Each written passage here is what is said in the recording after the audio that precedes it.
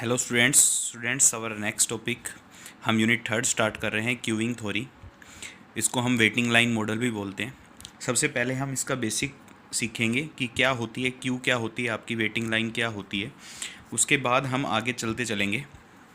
तो फर्स्ट आपका topic introduction का, जो कि आपके नोट्स के अंदर नहीं है। पहले मैं इसका इंट्रोडक्शन इसलिए बता रहा हूँ ताकि आप फिर आगे डायरेक्ट आपके नोट्स में थ्योरम दी हुई है तो थ्योरम आप अच्छे से समझ पाओ। इंट्रोडक्शन क्या है बच्चों? पहले व्हाट इज़ क्यू, क्यू क्या होती है? क्यू का मतलब होता है लाइन, वेटिंग लाइन बोल सकते हो, कतार जिसे बोलते हैं हम।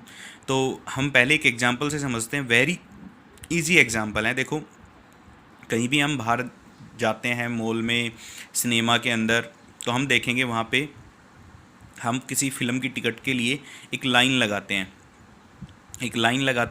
और उस लाइन के अंदर अपनी बारी आने का, टिकट लेने के लिए सर्वर से हम टिकट लेने के लिए अपनी बारी आने का क्या करते हैं, इंतज़ार करते हैं, वेट करते हैं। तो वही चीज़ लिखी हुई है। In everyday life it is seen that a number of peoples arrive at a cinema ticket window. ये कह रहा है कि आमतौर पर हर दिन देखा जाता है कि नंबर ऑफ पीपल्स पहुंचते हैं किसके लिए, टिकट विंडो पे, सिनेमा के अंदर। If the people arrive too frequently, people अगर पहुंचते हैं फ्रीक्वेंटली मतलब कभी कोई आ रहा है या कभी कोई आ रहा है, they will have to wait for getting their tickets. या तो उनको वेट करना पड़ेगा अपनी टिकट लेने के लिए, या फिर जाते ही उनको क्या मिल जाएगा, टिकट मिल जाएगा। और some time do without it, मतलब या तो जाते ही टिकट मिल जाएगा या फिर लाइन लगी होगी तो उन्हें क्या करना पड़ेगा, वेट करना पड़ेगा। Under such circumstances the only alternate is to form a queue. इन दोनों केसेस में ऐसी कुछ सिचुएशन हो जाए कि वहाँ पे वेट करना पड़ रहा है आपको, या फिर वेट नहीं करना पड़ रहा है, आपको क्या बनाना पड़ेगा, एक क्यू बनाना पड़ेगा, एक लाइन बनानी पड़ेगी, और उसी को हम क्या बोलेंगे, वेटिंग लाइन बोलेंगे। इसके बाद सेकंड एग्जांपल देखो, ये तो एक ह्यूमन बीइंग का एग्जांपल था। In order to maintain a proper discipline, ये कह रहा है कि अब देखो क्यू के अंदर कई बार ऐसा भी हो जाता है, किसी के साथ लड़ाई झगड़ा हो जाता है, तो प्रॉपर डिसिप्लिन बना के रखेंगे। तो क्या कह रहा है, in order to maintain a proper discipline occasionally it also happens that the person issuing tickets will have to wait. मतलब प्रॉपर डिसिप्लिन से लेने के लिए भी उनको वेट करना पड़ सकता है। Here the arriving people are called customer, जो पीपल आए हैं वो कहलाएंगे क्या, customer. And the person issuing the ticket is called a server, और जो पर्सन जो उनको टिकट दे रहा है वो क्या कहलाएगा, सर्वर कहलाएगा। तो पहले तो जो क्यू थ्योरी है उसके अंदर वेटिंग लाइन की डेफिनेशन थी, उसके अंदर अपने दो वर्ड आए, एक कस्टमर आया, एक सर्वर आया। कस्टमर वो जो चीज़ें लेने के लिए आ रहा है, और सर्वर वो जो चीज़ें दे रहा है। मतलब एक तो होगा कस्टमर, एक सर्विस प्रोवाइडर जो उसको सर्विस देगा, उसको बोलेंगे हम क्या, सर्वर। एक अनोदर एग्जांपल देखो कि आपके मान लिया कोई कंपनी है, कंपनी के अंदर मशीन ब्रेक डाउन हो जाती है। अब जैसे ही मशीन ब्रेक डाउन होगी, कोई आगे सामान तो बनेगा नहीं, तो मशीन ब्रेक डाउन हो गई, तो यहाँ पे हम मशीन जो ब्रेक डाउन हो गई उसको क्या बोलेंगे भाई, आगे की पूरी लाइन रुक जाएगी। अगर मान लो बीच में कोई मशीन ख़राब हो गई और लगातार उस मशीन पे उस लाइन के अंदर मशीनें काम करती हुई चलती है टाइम टू टाइम, एक मशीन कोई ख़राब हो गई तो पूरी लाइन रुक जाएगी, तो वो क्या हो जाएगा आपका, वहाँ पे वेटिंग लाइन बनेगी। तो इस केस में हम मशीन को तो बोलेंगे कस्टमर, और हम फिर बुलाएंगे किसको, सर्विसमैन को, रिपेयरमैन को। वो क्या कहलाएगा आपकी, वो उस मशीन को ठीक करेगा, वो क्या कहलाएगा आपका, सर्वर कहलाएगा, या फिर वो क्या देगा, सर्विस देगा, जिसकी वजह से हमारी फिर से वो काम करना स्टार्ट कर दें। तो कहने का मतलब ये हुआ कि डेली लाइफ के अंदर ज़रूरी नहीं कि ह्यूमन बीइंग के द्वारा ही क्यू होती है, नॉन लिविंग थिंग्स भी क्यू बनाती है, लिविंग थिंग्स भी क्यू बनाती है, और नॉन लिविंग थिंग्स भी क्यू बनाती है। उसके बाद आता है देखो, अब क्या क्या पॉसिबिलिटीज़ होती हैं किसी क्यूइंग सिस्टम के अंदर विद सिंगल क्यू। पहले सबसे पहला, queuing system with single Q and single service station. ये कह रहा है कि कई बार आपने देखा होगा ऐसा कि आपके पास क्या बनेगा कि कहीं जैसे मान लिया टिकट काउंटर है कोई, या फिर आप मान सकते हो जहाँ पे एक जगह लाइन लगी हो। जैसे मान लिया कोई शॉप है, लॉकडाउन में काफ़ी शॉप पे अब लाइनें लगी होती थी, ऐसे मान लिया हमने, अब शॉप के काउंटर के उस साइड क्या बैठा है आपका, सर्वर बैठा हुआ है, मुझे मतलब जो आपको सामान देगा, शॉपकीपर बोल सकते हो, वो आपका सर्वर हो गया। और लाइन में लगे हुए लोग क्या हो गए, कस्टमर हो गए। तो जो लाइन बनी उसको क्या बोलेंगे, क्यू बोलेंगे। और आते जा रहे हैं कस्टमर और लाइन में लगते जा रहे हैं, क्या करेंगे हम, देखो एक सिचुएशन ये होती है कि आपका अराइवल हुआ, अराइवल मतलब यहाँ से पीपल आते जा रहे हैं, आते जाते जा रहे हैं, और एक लाइन में खड़े होते जा रहे हैं। एक लाइन में खड़े होते जा रहे हैं, यहाँ से चलेंगे किस पे, सर्विस पॉइंट पे, या फिर ये बोल सकते हो शॉपकीपर के पास काउंटर के ऊपर सामान लेंगे और यहाँ से क्या कर देंगे, एग्जिट कर देंगे। फिर दूसरा आएगा, एग्जिट करता चला जाएगा, तीसरा आएगा, एग्जिट करता चला जाएगा, फिर आगे और अराइवर आते जाएंगे, क्यू के अंदर लगते जाएंगे, सर्विस पॉइंट पे पहुँचेंगे और एग्जिट होता जाएगा। तो ये सिचुएशन तो कौन सी हो गई कि जहाँ एक ही सर्विस पॉइंट और एक ही क्या है, लाइन है, क्यू है। इसके बाद ऐसा भी हो सकता है कि लाइन एक हो लेकिन सर्विस सेंटर काफ़ी हो, तो क्या होगा, queuing system with single Q and several service station. तो क्या होगा, देखो यहाँ से अराइवल आते गए, आपके पास अराइवल का मतलब कस्टमर आते गए, लाइन लगाई, सभी लाइन लगाते गए। अब इस कस्टमर के पास 3 चॉइसेस हैं। क्या क्या चॉइसेस हैं, या वो तो पहले वाले सर्वर पॉइंट पे चला जाए, या दूसरे सर्विस पॉइंट पे चला जाए, या तीसरे सर्विस पॉइंट पे चला जाए। इसी के लिए मान लिया ये वाला पहले पे चला गया, तो ये वाला वहाँ जाके टाइम वेस्ट तो करेगा नहीं, ये कहाँ चला जाएगा, दूसरे पे चला जाएगा, ये तीसरे पे चला जाएगा। तो एक लाइन है लेकिन आपके पास सर्विस पॉइंट कितने हो गए, काफ़ी सारे हो गए। तो इसको बोलेंगे हम queuing system with single Q and several service station. यहाँ से वो क्या हो जाएंगे, फिर सारे एग्जिट हो जाएंगे किससे, सिस्टम से। थर्ड सिचुएशन ये भी हो सकती है कि आपके पास सेवरल सर्विस पॉइंट है लेकिन सेवरली क्या बन रही है, क्यू बन रही है। मतलब तो क्या बोलेंगे, queuing system with several Q and several service station. मतलब अराइवल आते गए, यहाँ से आते जा रहे हैं कस्टमर, एक आ गया, इससे दूसरे आ गया, ऐसे आते जा रहे हैं कस्टमर, आते जा रहे हैं। और अब आने के बाद 3 लाइन लगी हुई है, मान लिया हमने। उन जनरल एग्जाम्पल 4 भी बोल सकते हो, 5 भी बोल सकते हो, 2 भी बोल सकते हो, एक नहीं बोलेंगे क्योंकि एक वाली कंडीशन वहाँ पे हमने पढ़ ली। एक से ज़्यादा 3 लाइनें हमने मानी, तो ये कस्टमर आया, ये इसमें चला गया, ये इसमें चला गया, यहाँ से कोई इसमें चले गए, तो देखो लाइन लगी हुई है 3। अब 3 लाइन लगी हुई, यहाँ पे 3 क्या है, सर्विस पॉइंट है। इस लाइन वाले यहाँ चले जाएंगे, इस वाले यहाँ चले जाएंगे, इस वाले यहाँ चले जाएंगे। जैसे एक बैंकिंग सिस्टम में मान सकते हो कि बैंकिंग सिस्टम के अंदर काफ़ी काउंटर बने होते हैं और हर काउंटर पे लाइन लगी होती है। जिसको जो काम है वो उस काउंटर पे लाइन लगा के क्या करता रहेगा, काम करता रहेगा, और फिर क्या कर जाएगा, वो एग्जिट फ्रॉम द सिस्टम। तो लाइन लगाने के अपने पास ये सेवरल मेथड हो गए।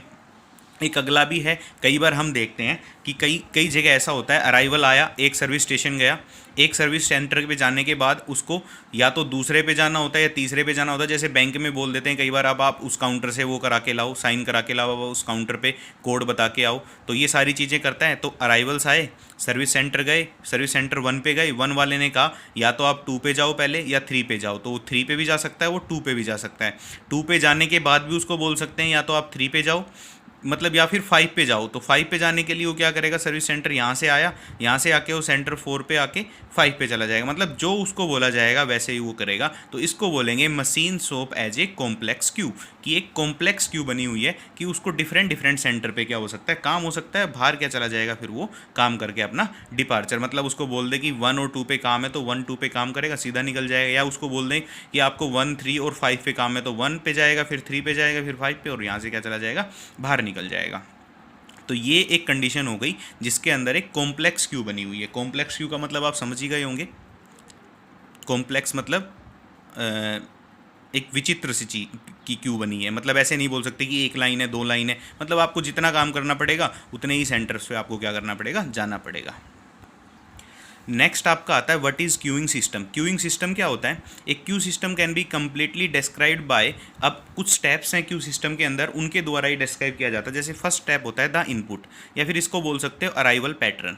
अराइवल पैटर्न का मतलब होता है कि आपने किस तरीके से अरेंज किया हुआ है कि कितने टाइम के अंदर कितने अराइवल्स आपके पास आ सकते हैं, कोई टाइम सेट किया हुआ है। या फिर ये बोल सकते हो, जैसे आप बोल दो अराइवल पैटर्न के लिए कि भाई 9 बजे आपका काउंटर ओपन होगा तो आप 9 बजे आएंगे, तो उनके लिए कुछ सेट कर दे, अराइवल के लिए कोई सिस्टम बना दे कि आपको इस तरीके से आना है, और फिर आप सिस्टम को ज्वाइन कर सकते हो।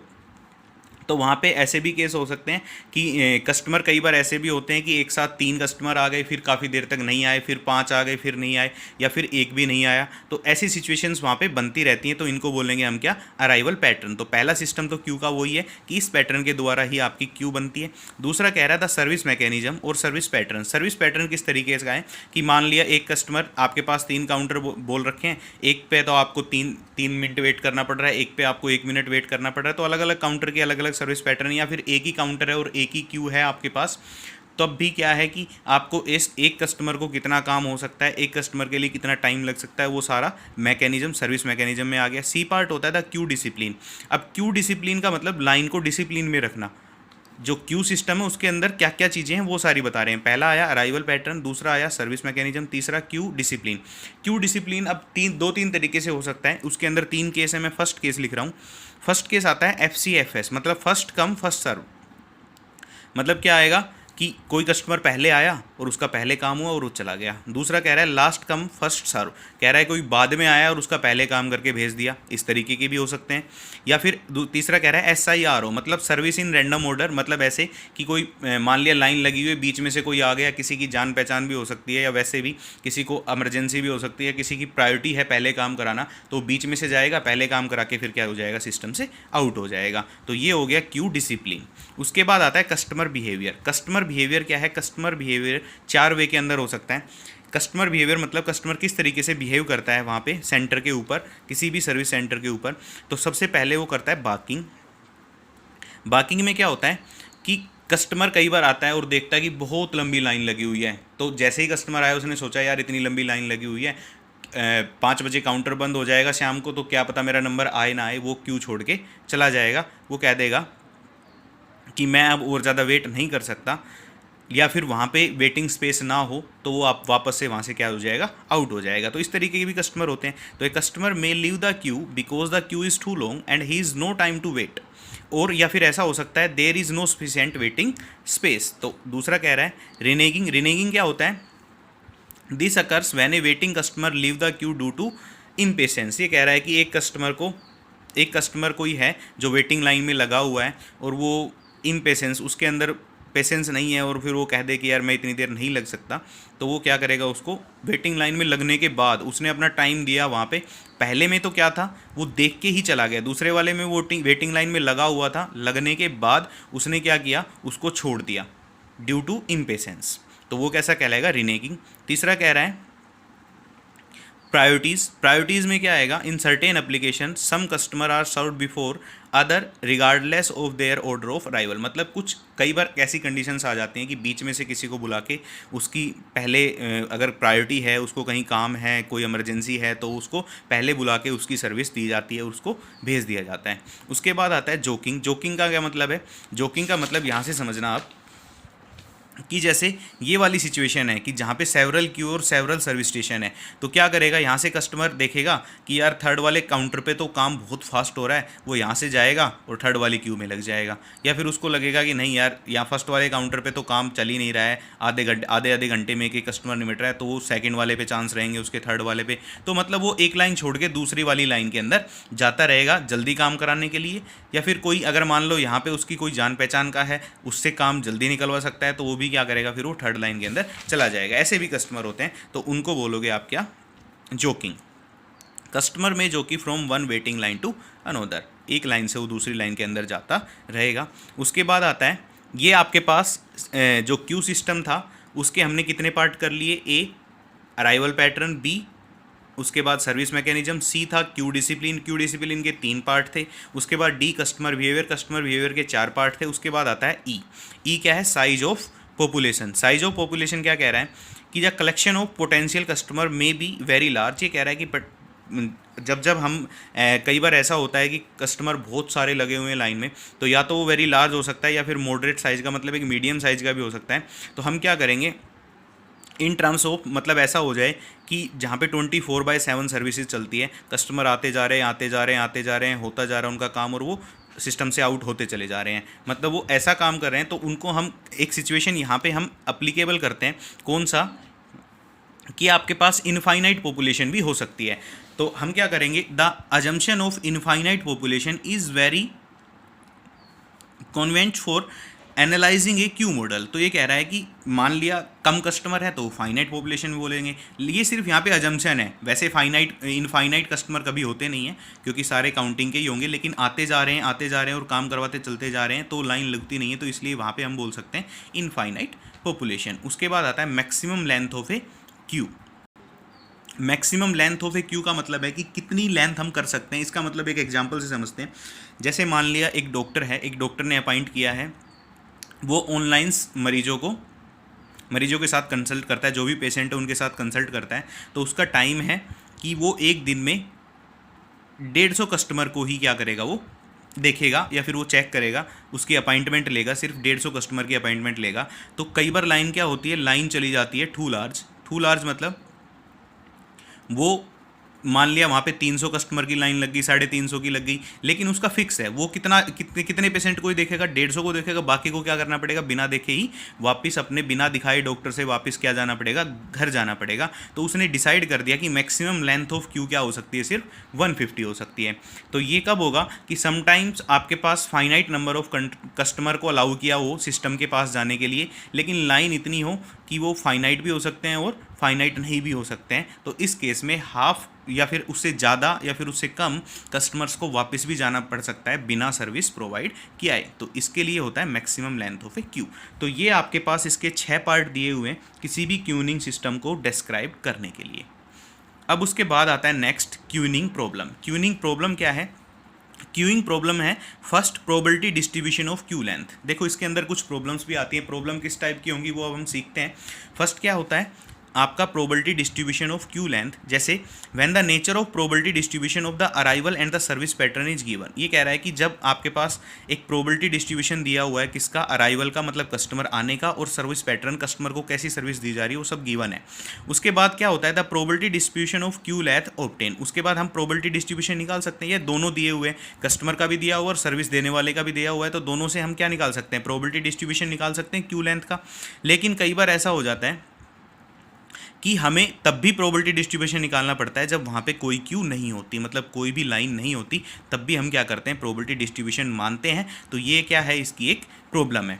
उसके बाद सेकंड प्रॉब्लम ये है कि देखो probability distribution of waiting time of customer. हम क्या करते हैं, हम प्रोबेबिलिटी डिस्ट्रीब्यूशन निकालते हैं कि जितनी देर कस्टमर आया, लाइन में लगा और वो खड़ा रहा काफ़ी देर वेट किया, उसके बाद क्या हुआ, उसको सर्विस प्रोवाइड हुई। तो जब उसको सर्विस प्रोवाइड हुई वहाँ से लेकर वो जब आया था, तो उनके बीच का ही टाइम हम लेते हैं, उनका ही प्रोबेबिलिटी डिस्ट्रीब्यूशन निकालते हैं, बजाय किसका कि वो आया और उसने जब तक सर्विस ली, सर्विस ले रहा है तब भी तो टाइम लगेगा ना, सर्विस के अंदर टाइम लगेगा, तो वो तो हो गया टोटल टाइम। लेकिन जो वो आया, आने के बाद वो खड़ा रहा लाइन के अंदर, और यहाँ पे मान लिया काउंटर है, काउंटर तक पहुँचने के लिए उसको 5 मिनट लगे, तो 5 मिनट जो खड़ा रहा उसको हम बोलेंगे वेटिंग टाइम। लेकिन जब वो सर्विस ले रहा है तो उस टाइम भी मान लिया 10 मिनट की सर्विस ले रहा है, 10 मिनट की सर्विस का मतलब उसको काम है वो 10 मिनट में ख़त्म होगा, तो 10 मिनट में अगर ख़त्म होगा तो 5 मिनट तो हो गया वेटिंग टाइम, और टोटल टाइम कितना हो गया 10 + 5। तो हम जो वेटिंग टाइम है उसका प्रोबेबिलिटी डिस्ट्रीब्यूशन लेते हैं, ना कि टोटल टाइम का।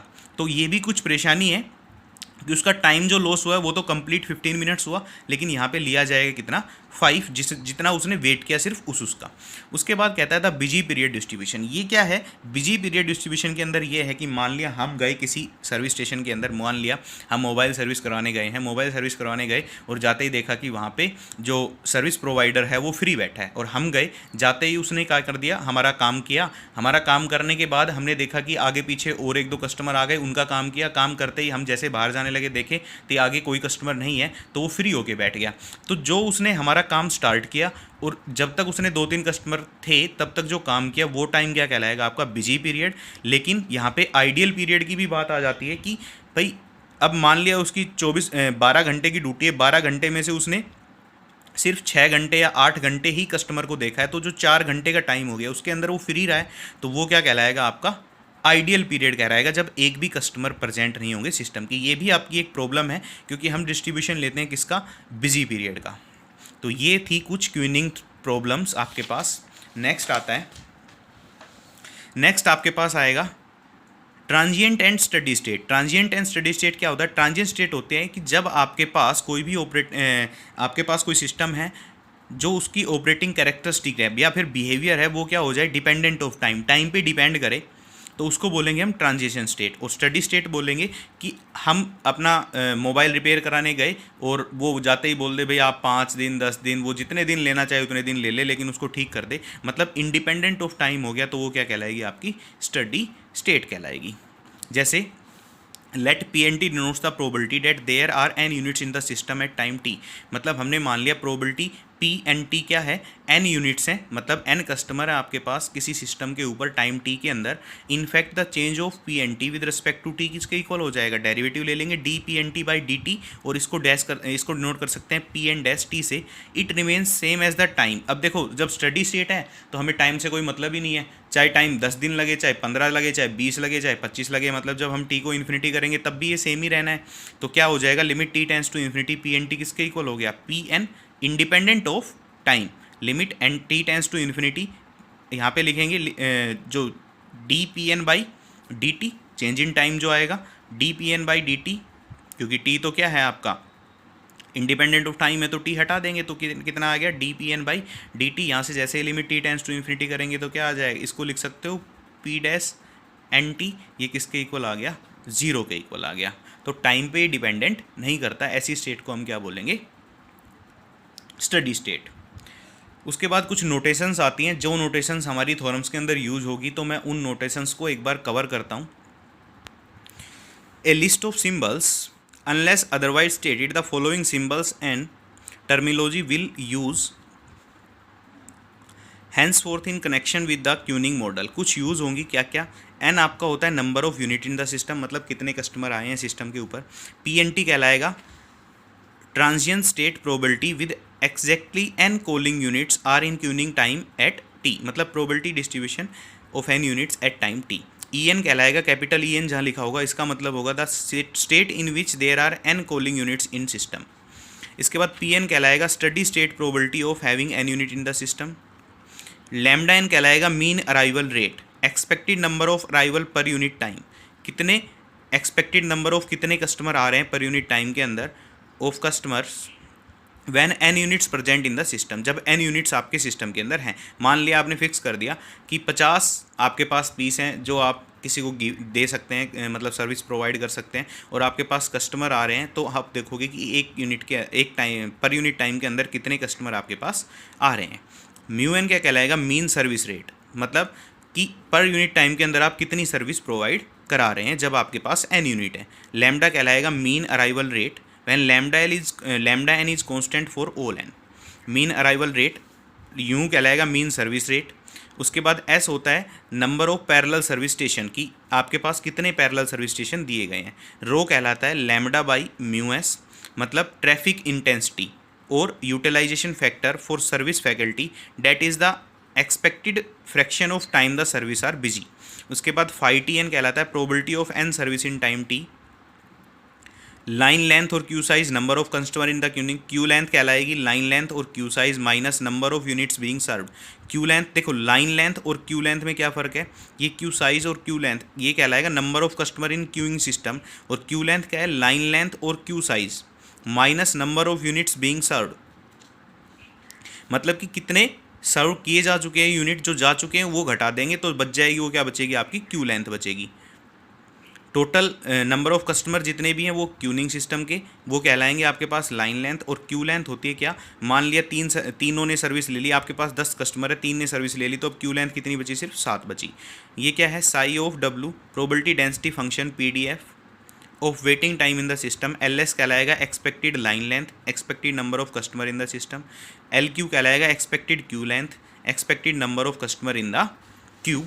उसके बाद आता है WS एक्सपेक्टेड वेटिंग टाइम पर customer in the system. WQ expected waiting time per unit customer in the Q.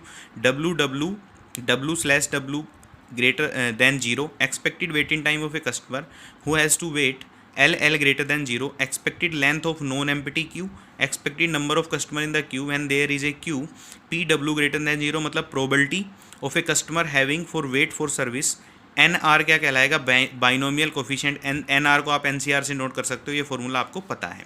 इसके बाद आता है ट्रैफिक इंटेंसिटी और यूटिलाइजेशन फैक्टर। ये क्या कहलाएगा, ट्रैफिक इंटेंसिटी मैंने बताया था रो, वहाँ पे जो अभी जो ये आपके पास सिम्बल्स थे इनके अंदर mean arrival rate upon mean service rate lambda by mu. तो रो किसके इक्वल हो जाएगा, 1/μ/1/λ, mean service time upon mean inter arrival time. तो ये कहलाएगा आपका क्या, ट्रैफिक इंस्टेंट। तो यहाँ तक करना है। इसके बाद कल हम पढ़ेंगे distribution of arrival, the Poisson process या फिर प्योर बर्थ प्रोसेस। कुछ काफ़ी मॉडल्स आएंगे, सारे मॉडल्स हम डिस्कस करेंगे, तो यहाँ तक आपको करना है।